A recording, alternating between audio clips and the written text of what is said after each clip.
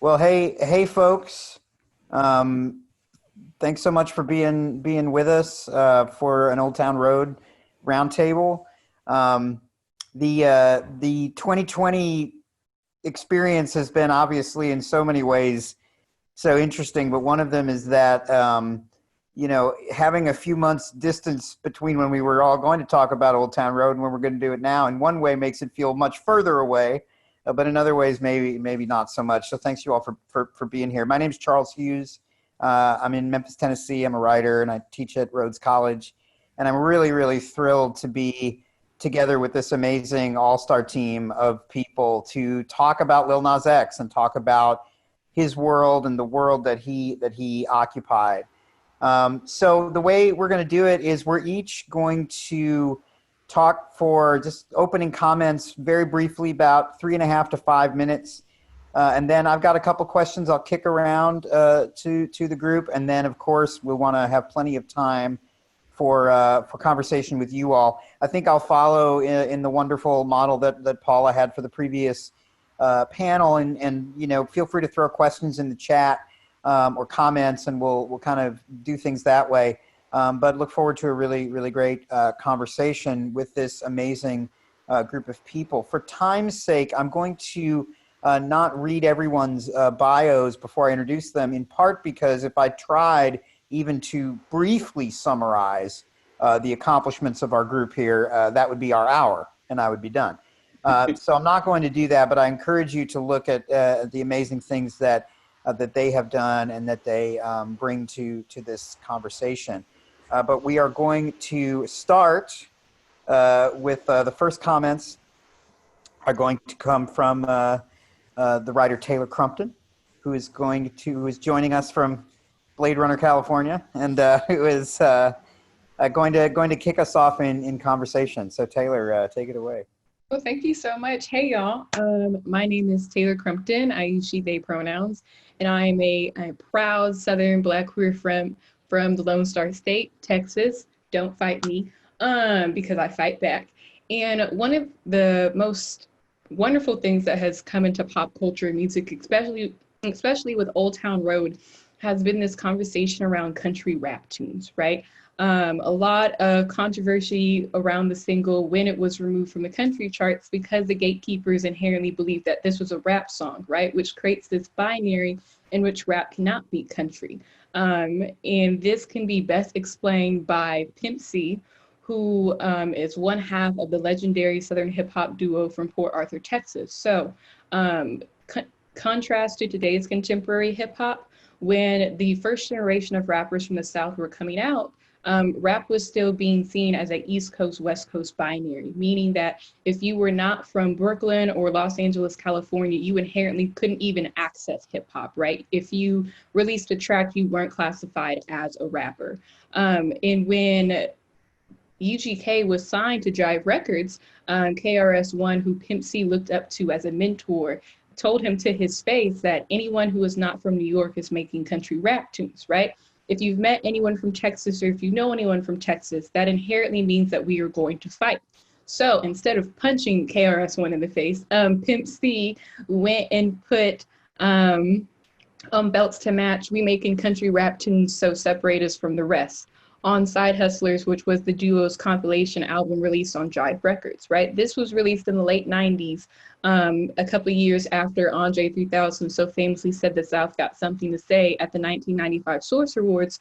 So inherently in pop culture, this is the first time we see country rap tunes being used in this modern contemporary context, right? Years later, in 2007 on Rap City, which was BET's signature show that featured exclusive freestyles and interviews from the era's hottest rappers, Pimp C gave a greater definition, saying that country rap is a derivative of what was done in New York, what was done on the West Coast with gangster rap. I'm making country rap down here. It's a little bit slower. It's got some church influence. It's got a gospel feel. It's got a soul feel to the music, right? So now we're finally kind of having these tenets of country rap. Before, hip hop has known the tenets of G-Funk, which was a subgenre of gangster rap, which inherently is a subgenre of hip hop. But this is the first time we're kind of seeing the creation of this Southern lexicon of hip hop, right? In this country, rap tunes it can be heard in rappers from Atlanta, Houston, New Orleans. Ideally, what comes to mind to a lot of listeners is Outkast, Rosa Parks. It could be as famous as even Bubba Sparks' Booty Booty Everywhere. That is still classified as a country rap tune. And when we see this in contemporary, we hear it a lot in Meg Thee Stallion, Maxo Cream, Travis Scott, right? Each of these artists that come from Houston, which we can kind of say, in my opinion, is the foundation for this kind of country rap tune, all use these type of influences. But I also like thinking about Southern hip hop outside of Houston when we go to Mississippi, which is the dirty, dirty deep South. Big Crit spoke about this influence as well. He said, Port Arthur is pretty much the same size as Meridian, Mississippi. To see what they were doing unapologetically country, it made me feel the same way, right? So the country rap tunes is this very generational thing, and Old Town Road is kind of the country rap tune for the pop audience, where we're seeing how traditionally this was kind of kept in the hip hop sphere, but Old Town Road does a historical way of bridging both of them together.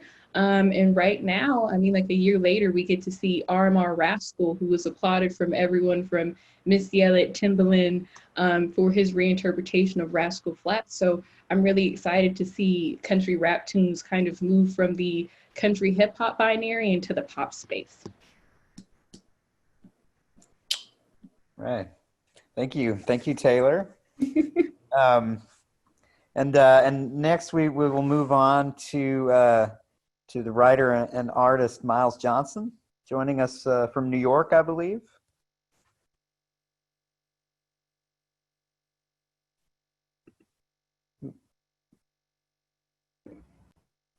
Sorry.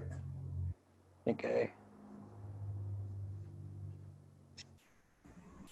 Okay, sorry about that. Yes, I am in Brooklyn. So I'm gonna keep it pretty brief. And when I was first initially like asked to do this, I always go to me like to the core of whatever it is. Like why are we even really having this conversation? And the more that I think about music and the more that I think about genre in general, this is something that when African people came here was really like flattened, right? So even Frank Sinatra, the people who kind of created genre, like Frank Sinatra was considered the first pop vocalist. When we think about Elvis Presley, considered like the first like rock and roll. And of course, I'm contextualizing this inside of like white culture.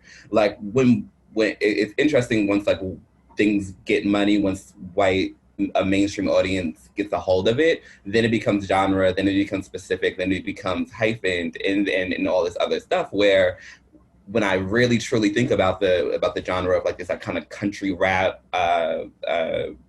idea that these things are living separately like amongst each other, I know that's kind of a falsehood when I really investigate what Black music has done. So when I listen to like Aretha Franklin and I see like the collapsing of genres on top of each other, collapsing of gospel on top of R&B, and I think of Nina Simone collapsing jazz on top of classical music, on top of soul, on top of folk, and then even like you said, even with G-Funk comes from funk music, which is funkadelic music, and then we all know that one of the best funk songs, in my opinion, quotes a Negro spiritual that says, "Swing down, low, sweet chariot, let me ride." So this is the collapsing of the Negro spiritual on top of electronic music, on top of all this other stuff.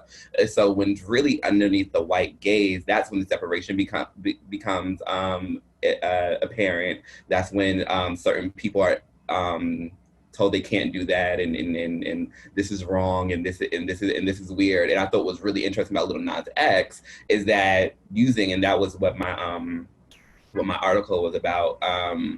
I thought it was really interesting that Lil Nas X kind of returned this genre of country music back to the queer Black history that it came from. So when I think about Ma Rainey's and I think about Bessie Smith, these Black lesbian women, Rosetta Tharpe, and when I think about these Black lesbian women who created this genre, he was doing a returning from it, using maybe hip hop as a vehicle to do what we always did, collapse genres on top of each other and make something more interesting. But nothing super new was going on, except there was gatekeeping things that aren't really there to begin with if we're looking at it through a historical lens. Of course, that idea like got me excited about this panel in general.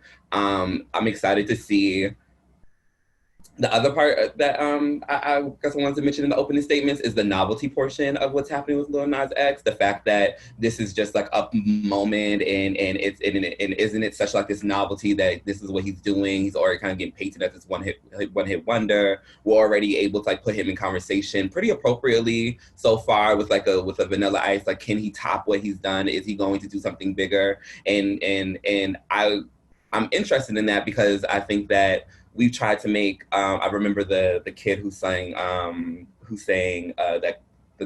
he was singing in a Walmart and it went viral. And I remember the icon hood that was projected on him. I remember the culture really being really ready to exalt him and being really ready to make him something special without even having a song, just because he was singing the Walmart line. But then here's this Black boy who really did a lot of work to collapse these things on top of each other to make something interesting in order to preserve a certain type of truth, who's already being flattened into this kind of one-hit wonder novelty idea. And I wonder, does it have to do something with the constant dehumanization of Black people and how we're always kind of like flattened when I think about the Mammy and the Sambo and all this kind of like flattening and mischaracterization of Black people? Is this like a continuation of that? I don't think that will be answered in 40 minutes, but those are my opening marks and my opening thoughts right now on the subject. And I'm happy to see where the conversation goes. Wonderful, thank you. And yes, someone threw the name. Mason Ramsey is the name of the kid from Walmart, and I'm sure we will be hearing more about him. Next up, from Nashville, Tennessee, we have the writer Julie Hight.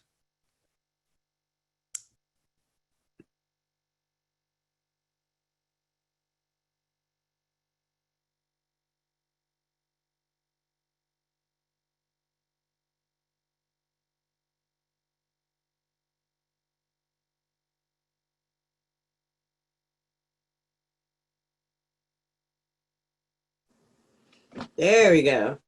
Myles, I'm glad that you brought up Mason Ramsey because I am gonna touch on him. I mean, you know, we've got to consider a few of these figures through this post Old Town Road lens, and Mason Ramsey in particular. You know, I mean, he appeared on a subsequent remix of Old Town Road, and there was a certain bizarre symmetry to having this prepubescent kid bragging about his Razor scooter on that remix, because where Lil Nas X harnessed the potential of virality with youthful savvy and initially no apparent interest in or involvement with Nashville, Ramsey harkened back to the good old ways of launching kid stars in country music, much like a young Hank Jr. stepped into the country spotlight more than half a century ago, singing his dad's world-weary songs. Ramsey worked up his own Lil Hank Williams throwback act, and one of his regular venues was the aisles of local Walmarts, which we can presume is a safer and more wholesome alternative to street corner busking. A shopper filmed him yodeling in his bow tie and belt buckle, shared the clip on Facebook, and gave a video marketing company permission to push it further. So Ramsey's virality wasn't even directly of his making, but he and his family capitalized on the moment with TV and Grand Ole Opry appearances and ultimately a Nashville record deal. Ramsey's management and label were then tasked with figuring out how to reframe him as a contemporary country act, which also goes to what you were speaking to, Myles, you know, the idea of expanding, you know, taking his launch seriously and trying to expand it into an entire career that would be lasting. But the viral video held a clue as to the audience that might find him most endearing, because off to the side, there was a gray-haired woman who might have been his grandma, I'm not sure. She could be seen smiling at the cuteness of his revivalism. And I think that's, you know, a reminder that country has never been averse to novelty that in some way reconfirms its norms. There are a couple of Black artists that have moved into the musical space opened by Old Town Road while being more strategic about their industry affiliations. The first was Blanco Brown, An experienced Atlanta studio pro in his mid-30s with Monica, 2 Chainz, and Pitbull among his writing and production credits, Brown had been tinkering with a musical template that he called Trailer Trap and had already signed to a mainstream Nashville indie label, so he was well positioned to capitalize on the timing. Combining trap beats, acoustic guitar, and digitally manipulated, exaggeratedly twangy vocals, his music was wry and knowing, but several songs also looked back wistfully on pastoral childhood settings, a familiar adult posture in country music. He took the standard country promotion route of visiting radio stations to court airplay, but he also tried to spark a dance craze with the Get Up, encouraging young TikTok users to participate while also making music videos more typical for Nashville. One dancing with a white female label mate and another with firefighters and elderly people. Then came Breland, who at 24 is much closer in age to Lil Nas. He came out of college with marketing know-how and ambition, trying to network and get people interested in his writing and production through social media. Early this year, his tune My Truck, which had some of the clever calculation and mischievous ingenuity of Old Town Road, but also felt more musically nimble and knowledgeable, took off on TikTok.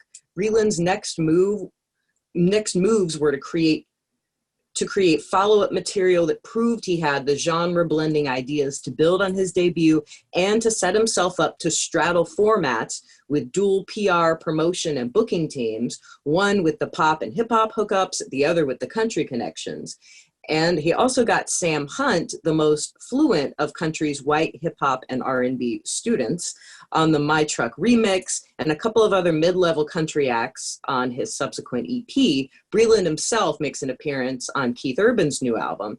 These are all moves that send the message that he's serious about participating in Nashville, which is, to be sure, a perception that matters. But the social significance of his presence, I would say, probably is not lost on him. Just looking at the bigger picture of, the way that he communicates and what he puts out there. On Juneteenth, he released some tracks reflecting on Black trauma and masculinity. And he also speaks with pride of his mother's work to desegregate public schools in New Jersey. I will leave it to Chris to parse what happened on the charts with some of these artists. And if I had time, I would get into the mirroring I see between the queer country camp in aspects of Lil Nas X's presentation and aesthetic, and what Orville Peck has been up to in his emergence over the last more than a year. But I will hand it off to Chris now. All right, and as Julie says, next up from Virginia, in exile from Brooklyn, but Yes. but a happy exile. We have writer, podcaster, and I have heard a rumor that it's his birthday today. So don't tell anybody, but here is Chris Molanphy.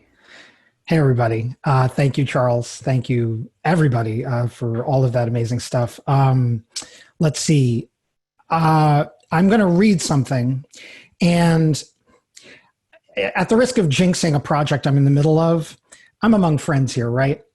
I was asked a couple months ago over the summer to work on a short book project by Emily Lordy and Joshua Clover. They're working on a series that's kind of a successor to 33 1/3 called Singles. And they asked me if I would write a short book about Old Town Road. And I'm in the middle of working on that now. And I feel like if I say this out loud to all of you, you will all hold me to actually writing this book. So, thanks in advance. And what I'm going to read to you is an adaptation of the introduction, which is the only chunk of the book I have totally complete. If any of my editors are on the line right now, we have to talk, but we'll talk later. This is not the whole introduction. I basically took the introduction, sort of sliced it in half and did a little tinkering, not much. So here we go. The Beatles, 9 weeks. The Bee Gees, 8 weeks. Diana Ross and Lionel Richie, 9. Olivia Newton-John, 10. Paul McCartney and Stevie Wonder, 7. Michael Jackson, 7. Whitney Houston, 14 weeks. Janet Jackson, 8. Madonna, 7. Mariah Carey and Boyz II Men, 16 weeks. Elton John, 14. Eminem, 12. Kanye West, 10. Beyonce 10, Rihanna 10, Bruno Mars 14, Adele 10, and Drake 11 weeks. I've just listed 21 music superstars along with the numbers of weeks their respective biggest number one songs spent atop Billboard's Hot 100. All are household names, and each act had at least one song that spent more than a month and a half atop the chart. Rather than listing the artists, I could just as easily have listed the songs, from Hey Jude to Endless Love, Physical to Billie Jean, I Will Always Love You to One Sweet Day, Lose Yourself to We Found Love, Uptown Funk to Hello. And the song we're discussing today, it spent 19 weeks at number one. It reigned over our hit parade longer than Physical and Billie Jean combined, more than twice as long as the Beatles' biggest hit. It was the artist's only chart topper, his first ever single, and the longest lasting Hot 100 number one of all time. For 18 of the 19 weeks that Old Town Road by Lil Nas X spent atop the Hot 100 from April through August 2019, it was co-credited to a featured artist, Billy Ray Cyrus. It's also his only chart topper. But the man born Montero Lamar Hill got the song to the top of the chart all by himself before Cyrus climbed on board for a transgressive but not transformative remix. Understanding how Old Town Road came to be also means dissecting the very foundations of popular music in the rock and hip hop eras. On his signature hit, Lil Nas X simultaneously satirized and lionized genre tropes, and in so doing, troubled the very idea of genre, whether it is necessary or even relevant. It's a country song built out of an alternative rock sample, a hip-hop song in which nobody really raps, a comical song that somehow transcends novelty. It achieved all of this organically, using profoundly inorganic technologies, which, to Lil Nas X's generation, have become so commonplace they are now the lingua franca of musical creation. It even arguably qualifies as a queer anthem in multiple senses, and not only because the 20-year-old Hill picked Pride Month 2019 right in the middle of his epic chart-topping run to come out. In sum, Old Town Road summarizes the American past while pointing the way toward our future. In the summer of 2019, as Old Town Road ran roughshod over Billboard chart history, I was invited onto a number of radio shows and podcasts as a chart expert. In all of these interviews, I was eventually asked not only how Lil Nas X pulled off his chart coup, but what it said about the charts themselves. Implicit in these questions, usually asked by interviewers around my age and older, was the very legitimacy of chart following. The idea that in any contest where the greatest competitors are as schlocky as Ebony and Ivory, as mawkish as Candle in the Wind, or as knowingly cornpone as Old Town Road, the prize must not be worth having. I usually find some artful way to say that the charts don't mean everything, but as Richard Marx would sing, they don't mean nothing. Charts are feedback loops. They reflect popularity back at an industry eager to make things more popular, to help fashion the next cool thing. The fun part is the industry rarely knows with any certainty what cool is. And the truly interesting moments are when the music business doesn't see something coming, and it resets our understanding of where the cutting edge lies. Old Town Road was one of those moments, and nearly a century of popular culture led up to that breakthrough. That's it for now. Thank you.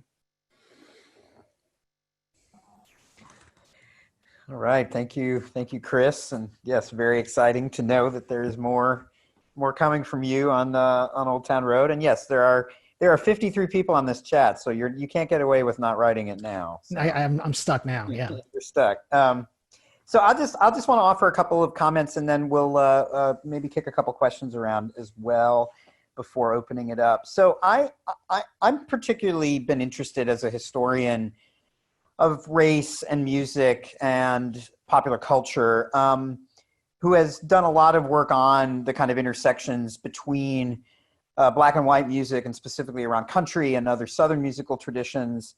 Obviously, last year was a big deal for me because for a very brief moment, my research interest happened to align with the cultural zeitgeist. This is not something that I was expecting. And I very quickly became interested in the kind of historical intervention that I think Old Town Road offers, as much as it crystallizes the particular circumstances of 2019 in a way that makes it entirely of its moment, from its Gen Z social media irreverence to its wonderful conflation of genre. I also think it enters a historical tradition, which a couple of folks have mentioned, through which Black artists and other artists of color disrupt through their music not only our musical or cultural understandings, but also larger political realities of the moment. And I'm particularly thinking here about the astonishing way that Old Town Road transgressed borders. Obviously, it transgressed genre borders, country and hip hop most obviously, although with its sample of Nine Inch Nails and other textural touches, its multiple remixes of artists from K-pop to techno, the genre play is really quite profound. It obviously transgressed industry borders, the fact that it did not go through the normal gatekeeping of the Nashville country industry, and the fact that in many ways this all started because of Billboard magazine and genre category.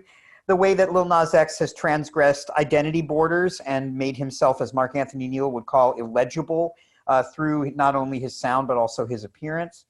And through geographical borders, because like so many before him, Lil Nas X not only places himself in country music, but by doing so, places himself in the country, both by asserting the blackness of rural spaces and in defiance of the politics of the real America that has structured our rhetoric, particularly in this era of resurgent white nationalism and Make America Great Again nostalgia. In Old Town Road, Lil Nas X places himself in both the past and present of this mythology, debunking it, but offering also an important and contributive historical corrective. As many folks have discussed, from scholars to the denizens of the Yeehaw agenda, which Taylor wrote brilliantly about, there are Black folks in rural spaces, and part of what was going on here was simply that reassertion of cowboys and others.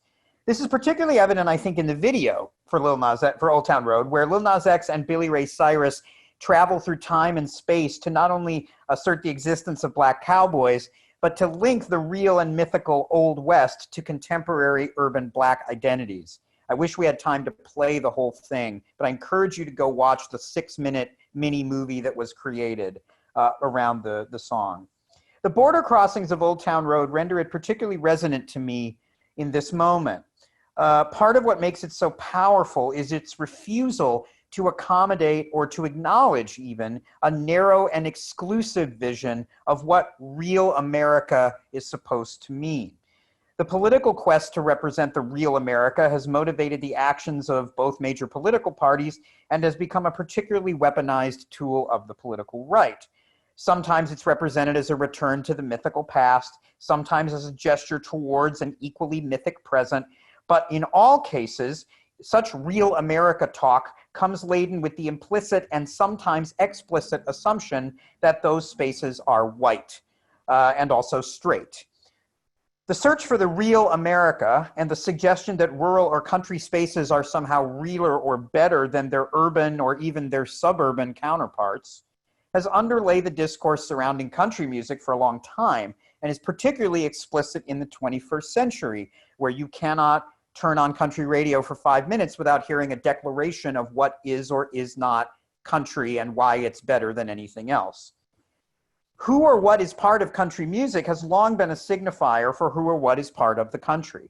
And like his artistic forebears, Lil Nas X challenges and recreates conceptions of both categories. I think a lot about the artists of the 60s and 70s, Charlie Pride, but also people like Obie McClinton or Linda Martell, who explicitly and consistently asserted themselves not only as country artists, but as country people in an era when the rhetoric of racial politics was very much assumed to being, to dividing Black folks out of those rural or country or real America spaces.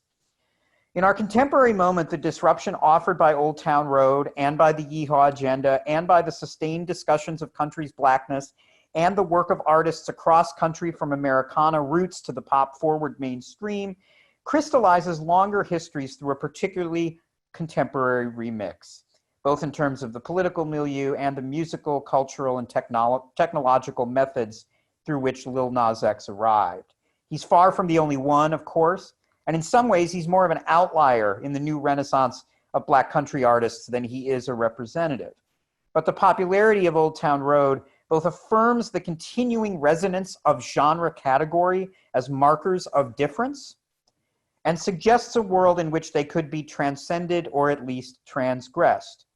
That world may yet be imaginary, closer to the flipped fantasia that Lil Nas X created in the Old Town Road mini movie, but it may be at least a little less speculative than it was before he rode up on his horse.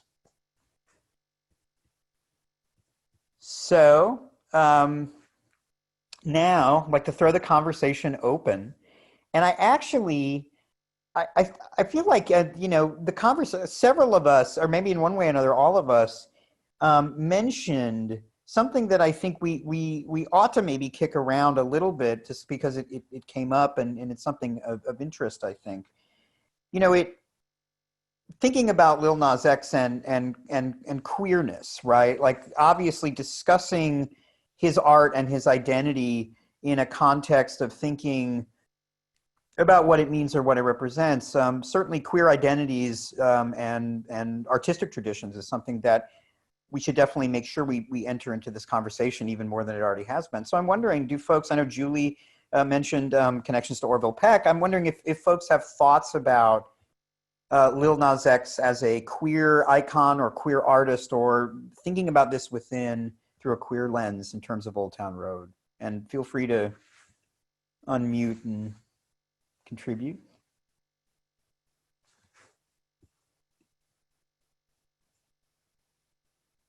Sure, go ahead. Okay. I kind of have a really almost, I guess, like a little bit like complex idea around like Black people, specifically once we get public. I really find it hard. The older I get, and I'm not that old, but the older I get, the harder it is for me to think that Black people, specifically Black people, are in the public image are not inherently a queer figure. The more that I even look at like Prince and Rick James's, the more that I look at like the hypermasculinity that is actually like absent of actual like gender and humanity. It's so hypermasculine that it's beyond, it's Superman, right? So Jay-Z is not just, he's Jigga he is Hove, short for Jehovah, but like a whole savior. That's the idea that Beyonce, or now I'm just using two words, but it works. But like she's not just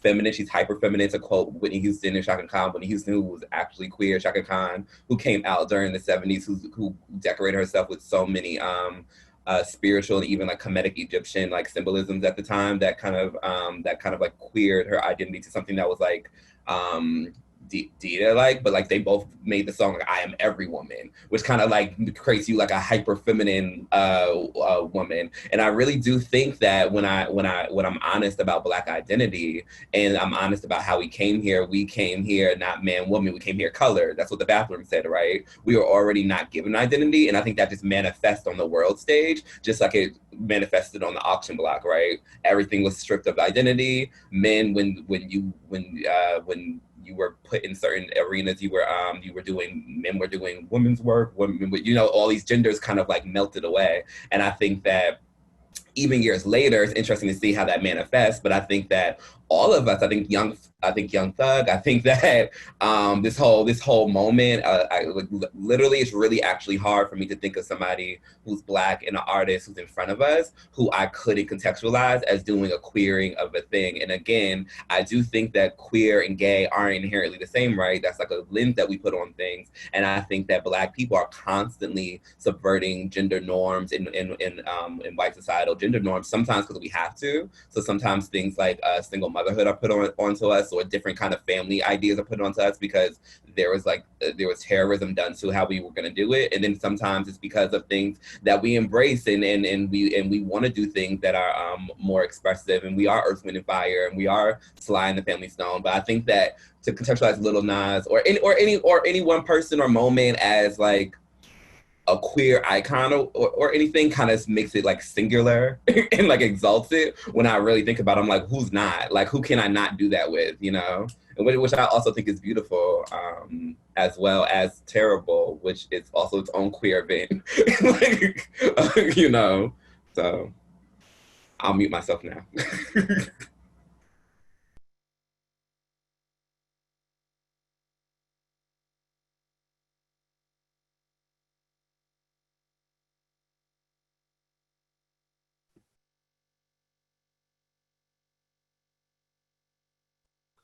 Looks like Julie's working on unmuting.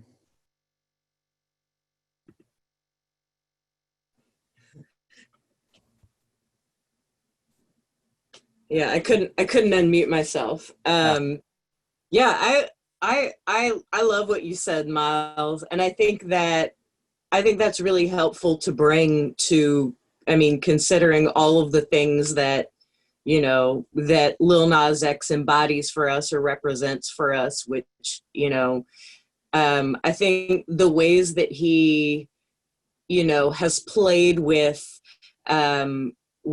cowboy identity and, you know, riding horses and ranch wear and that kind of thing. I mean, that is not only reminding us of the tradition of Black cowboys and cowboys of color, but it's that element of hypermasculinity, which I think, you know, I mean, it's just exceedingly clever how he has played with those kinds of things, but has also at his core remained such a playful and knowing figure himself, you know, and then has used, you know, I mean, he's worn some fantastic outfits on stage that are well beyond what, you know, what any kind of Nashville ranch inspired stage wear, even with, you know, lots of sequins and rhinestones and that kind of thing. I mean, he elevated it to another level, and so we think of him as, you know, we think of the fashion of Lil Nas X as well, and how sort of dandy he is too. And I think, you know, I mean, Orville Peck, if you are or are not familiar with him, is a queer kind of country artist, although I mean his sonically his aesthetic is kind of shoegaze and kind of David Lynch soundtrack and that kind of thing. But I think, you know, he had already begun releasing a couple of tracks before Lil Nas X really blew up, but I think it was really only in the wake of Lil Nas X rising to visibility and popularity that people really began to see, to recognize what Orville Peck was doing and to wrap their heads around it, because he also has played quite a bit with fashion and with ranch wear, and is more overtly sexual in his songwriting and lyrics. I mean, sort of embodying being a sex symbol in a more overt way. But I think that, you know, the fact that they have both been playing with elements of country lifestyle, rural lifestyle, you know, agrarian lifestyle, I recognize a connection there. And even in the way that both of their existence in the public sphere has created a lot of recognition and conversation around the presence of, you know, queerness in those kinds of spaces and in those kinds of cultures, which is a reminder that we continually need in every way that we possibly can get it, I feel.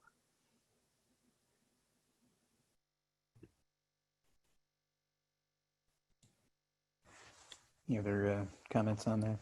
One word I'd love to throw into the conversation here is drag, because there is, and I think both Myles and Julie have touched on this in effect, but there was something wonderfully performative about Lil Nas X from the jump. It's baked into the song, right? He, you know, is being deliberately performative. He's being comical to some extent in, you know, hat to match and, you know, bull riding and boobies. I mean, it's all meant to be knowing and a wink. And I find it interesting also that when Lil Nas X came out in late June of 2019, as I said, right in the middle of his big chart run, one of the first things he said was, something to the effect of, I thought I'd made it obvious all along. You know, like, I can't believe anybody's surprised. That's not a quote, but that's more or less what he said. Because he'd been doing something performative from the jump. Let's not forget also that the song was partially inspired by a video game, by Red Dead Redemption 2, which is itself a put on, imagistic, faux cowboy narrative that, X adopted to his own ends. So I keep coming back to these words, drag and performative, and it's very exalted and very knowing. And if X had never come out, I don't think it would have lessened in any way, to use Myles's word, the queering of what he was doing or the drag aspect of what he was doing. I think that was baked in from the jump. And that's one of the many things that makes it kind of a wonderful record inherently, even before you know Lil Nas X's own backstory. So anyway, I just wanted to throw that in. And I think that really too speaks to, again, another term I think that came up in a couple of the openings, is this question of Lil Nas X as a novelty, right? And whether we can think of Old Town Road. I mean, obviously I hope he's not pressuring himself to top his success with having the biggest #1 hit of all time. But I mean, you can't, right? What's that? I'm sorry to interrupt. I was just going to say you can't, right? Right. Totally. Records like that can't be broken. So right. And it is interesting how in the aftermath of Old Town Road, his follow-up single Panini was a very kind of different thing. He didn't just sort of try to do Old Town Road Part 2, which I think would have been a real disaster. But the question of him as a novelty and kind of how you negotiate that and how you, as an artist, try to create a career for yourself that kind of embraces it. One of the knowing sides of him that I love is how he very clearly understands that people, I think of him as being this potential novelty art. I mean, he's kind of always joking about that on his Twitter and kind of talking about, at some point, someone was like, when are you going to release new music? And he would say, well, why would I have to? Old Town Road's still #1, right? That kind of thing. But I was wondering kind of, if you could talk to him, what do you think he should do next? Or what would you be interested to hear him do next? Because he seems to have such wide interests musically, culturally, etc. And obviously he can do whatever he wants. That's part of what makes him great, right? He does that. But are there things that you think would be interesting for him to explore in this moment of coming after this massive but potentially one-shot kind of success?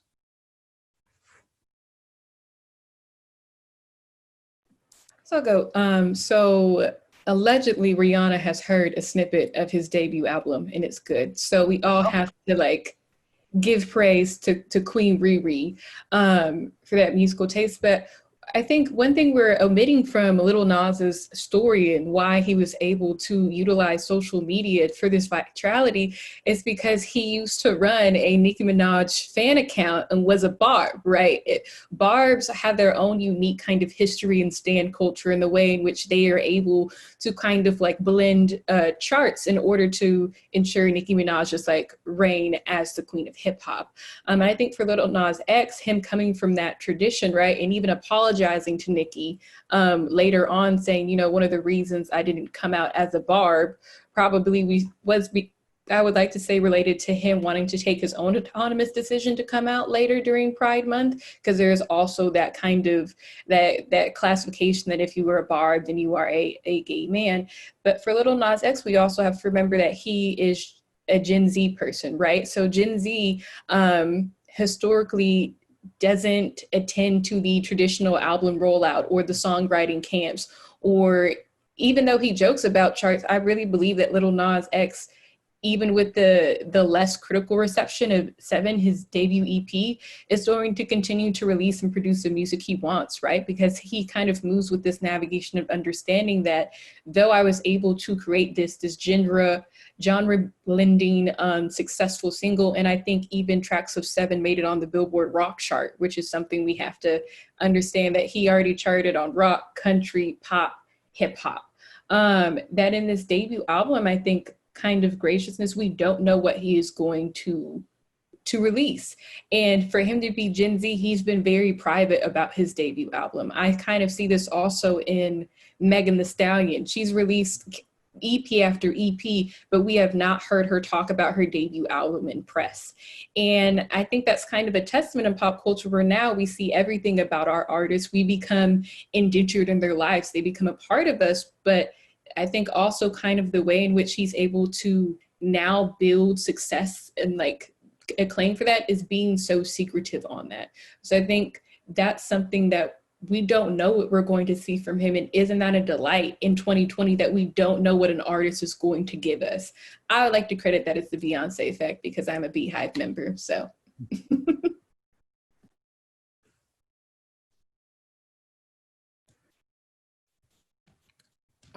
Big agreement with Taylor on the Gen Z-ness of Lil Nas X. We haven't mentioned TikTok yet. I write this series for Slate. Why is this song number one? And I feel like I basically have to now address TikTok in virtually every article I do because TikTok is a factor in practically every number one hit. And that, patient zero of TikTok virality, it's not the very first thing, right? But the first number one song to blow up as a direct result of TikTok is Lil Nas X. And I think that answers to some extent, it gets at what Taylor was just getting at. And the answer to your question, Charles, which is what should he do next? And it shouldn't be about genre. It shouldn't be about, trying to recapture the lightning in a bottle or even charting. And I say that as the charts analyst guy. It should be about, he innately understands whether it's being a barb and, his time as a barb, or his inherent understanding of how Twitter works, his inherent understanding of how virality on places like TikTok work. He should do what feels right in not even a viral context, but in kind of a Gen Z fluent context. And I think that's kind of boundaryless. I'm excited to hear his full album because, as you indicated with Panini, he didn't even try to replicate, the country genre screwing that he did with Old Town Road. In fact, he wound up having to give a, songwriting credit to Kurt Cobain for its similarity to In Bloom. And you're seeing that all over the charts now. There are artists that are flitting back and forth between genres and kind of making a mockery of the idea of genre. And I feel like Lil Nas X is at the center of all of that, regardless of what he does next. And I think that could be seen to R.M.R., the single. Actually, he's a singer that went in between Los Angeles and the South as a child. And during, I think, phase 3 of us being in Rona, R.M.R. came viral because it was his interpretation of Two Rascal Flatts song, right? But when you look at the video, it just has like this very traditional like drill style, cap, grills, bullet vest. I mean, if you listen to it without the single, you could put a Thevia Ford, a Pop Smoke, any type of drill record, it would probably perfectly align. But you kind of hear this gentle Southern drawl ruskiness. And that is also one of those moments where people are like, I don't understand what is going on, right? I think it transcended on social media where it's like, have you seen this? And we have to realize like that is also a testament to Old Town Road's success, where it was being widely shared, right? Widely shared by people in country and hip hop and pop and rock and K-pop. And we only have that moment because of the impact of Old Town Road, right? We have Kane Brown performing at the BET Awards, making history as the first Black solo country music at the BET Awards because of the success of Old Town Road. So whether or not Lil Nas X even gives us another country single, because we also have to remind, it could have been a one and done, right? No one is expecting him to go back to the Grand Ole Opry or go to the Black Rodeo. He really could have said, this was my offering, it's done. But the path that he's led and that influence is what I'm really curious to see about. Will we have a crossover maybe one day of the CMAs and the BET? Will the CMAs atone for their controversy over Daddy Lessons, right, which preceded Old Town Road?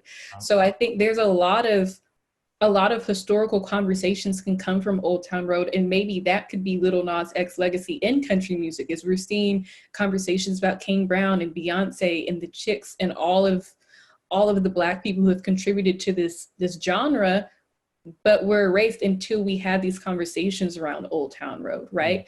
So I hope that, you know, even if he gives us a K-pop album in a couple of months, maybe he gives us a blues jack, we don't know, right? That we still will continue on these conversations around Old Town Road to the point where we don't have to question whether a Black artist should be in country or whether a country artist should do hip hop.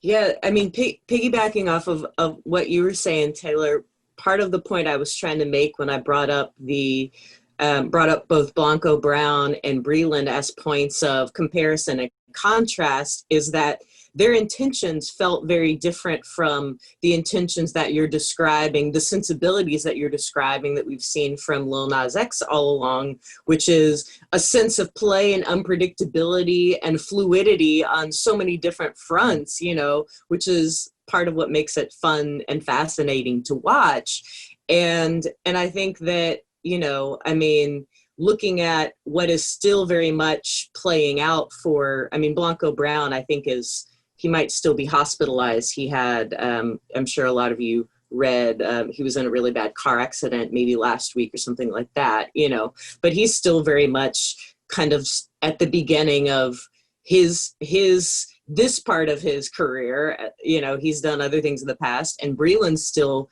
very much at the beginning of his career, but, you know, they've shown us sort of what they can do or what they want to do, what they're interested in doing with the space that's been created and the conversations that have begun and the little shifts in understanding and awareness about why they should have a space at the table and why they belong, what they're, you know, what they have to do with country music. And I think that, yeah, I mean, when I look at the path that they're carving versus Lil Nas X, there's just an intentionality about trying to set themselves up to continue to do stuff that doesn't just live in a country realm, but can live there. You know, I mean, they're sort of, it feels like they're sort of proceeding in a way where they want to be able to move and,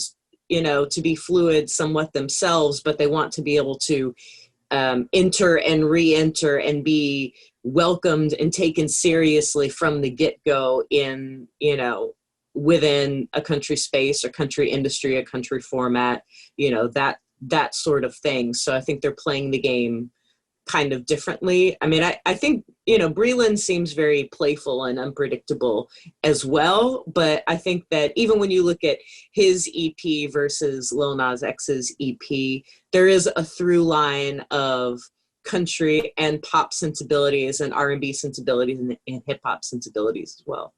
Mm.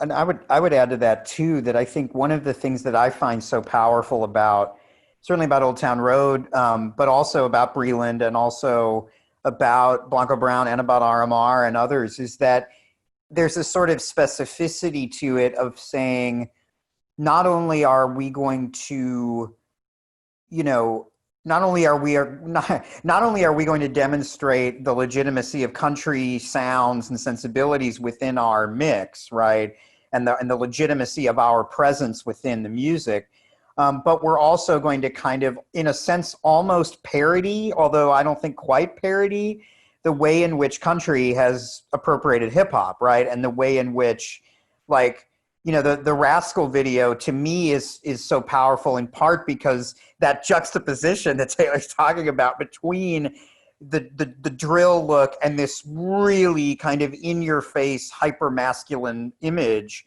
combined with this Rascal Flatts ballad, right? Like sort of saying like, okay, you're appropriating what you think hip-hop is. Let me give you hip-hop completely in your face, but also we'll sing this really sweet Rascal Flatts ballad that you will not be expecting. And so I just kind of, one of the things I really And I think this is something Black country artists have done from the absolute get-go, including especially people like Obie McClinton, is have really, on the one hand, asserted the legitimacy of themselves as country, while also at the very same time kind of signifying on that in a way that's kind of funny and kind of disruptive and defiant. And I think, yeah, combining that with the way in which technologically, and also to return to Myles's amazing point early, right, just the sort of inherent queering in the verb sense, right, of Black musical figures within these spaces. I mean, that's one of the things that I've loved so much about Lil Nas X is the joy that is at the heart of what he's doing. Someone in the comments, I think it was Glenn, pointed out that video of him dance of the elementary kids when he shows up and they do Old Town Road together, and how it's one of the most joyous, amazing things, and all the kids are just going off. They're so excited. I encourage you to watch it if you're feeling down about the world or down about yourselves. I know I do. But anyway, just sort of thinking about that as part of of what he's doing disruptively within country music is sort of throwing appropriation back, and also throwing back country's tradition of, as was talked about yesterday in the country panel, country's tradition of sort of adopting a previous generation's Black music or brown music, right? Of saying, like, going back to the roots of what we do, but we're the new people, right? Here are all of these younger folks like Lil Nas X doing this really interesting remix of that.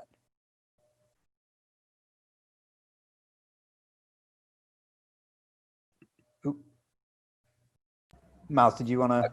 Yeah, I wanted to add in on the everybody's like really brilliant points about like where Lil Nas X is going next, and so I got the opportunity to talk at well, not at anywhere, but I got an opportunity to talk on an app called To Swim.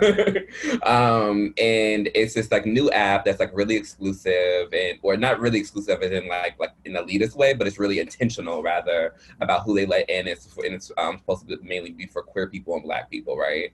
And I really do think no matter what Lil Nas X is doing, he's doing what most really good artists do, from like Timothy Leary to like Elizabeth Taylor to Prince. He's gonna do a lot of world building. I'm really interested when it comes to Lil Nas X because he's so savvy, because he was born, there's like Wi-Fi running through his bloodstream, right? I'm really interested in what he's going to end up manifesting as far as world building, because he thinks more expansively. I think that we can look at other people, even Timothy Leary. I still go to his like site now where he was kind of doing this like virtual reality thing in the early 90s, and you're like, what, like you totally forecasted a whole thing. I'm really interested in this moment where we are on Twitter and Instagram, and Nazis are occupying the same space as people who are Black activists, who are occupying the same space are people who are like, you know, Carrie Hilson fans and Beyonce fans. These really contentious binaries are happening on one place. I think that the only natural thing that's going to happen is that artists are going to start world building in the same way that Elizabeth Taylor made her own perfumes, created her own brand, created this kind of immersive world. And I think that even artists like Lady Gaga, David Bowie's, these artists that really thought in the way of creating entire experiences, I think that's what he's going to end up doing. And I'm really curious in how that's going to manifest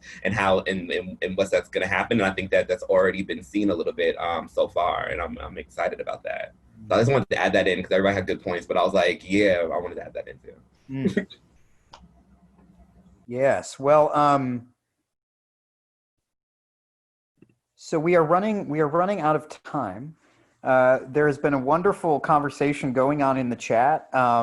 People raising great points, everything from Paula raising the potential connections to the gay cowboy movement of the 70s, to Carl Wilson pointing out that novelty, we shouldn't stigmatize it, which I didn't mean to, but I certainly kind of did in the way that I say. You're absolutely right, Carl, and a bunch of other great points. But I do feel like we may need to close things up here in a second.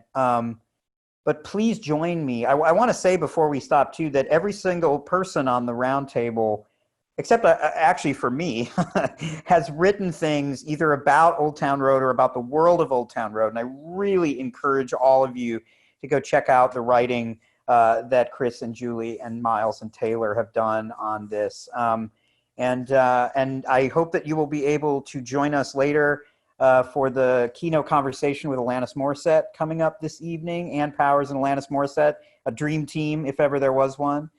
And according to Ann, it was amazing. It was recorded earlier today. Oh, and we have next up, we have a spotlight panel in Zoom room number 1.